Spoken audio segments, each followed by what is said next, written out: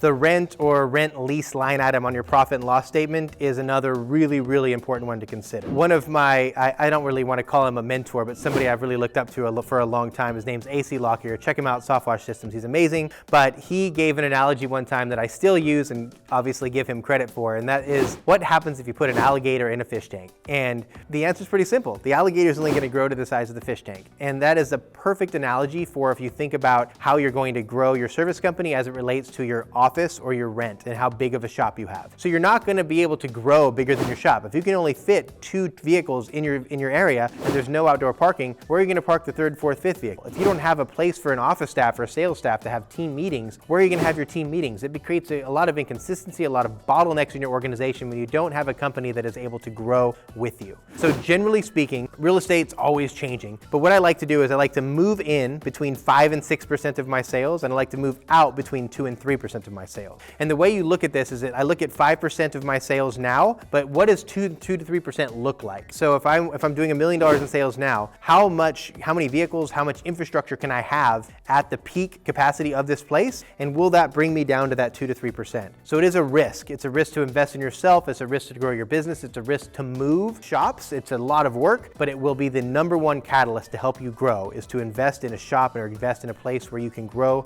with your business.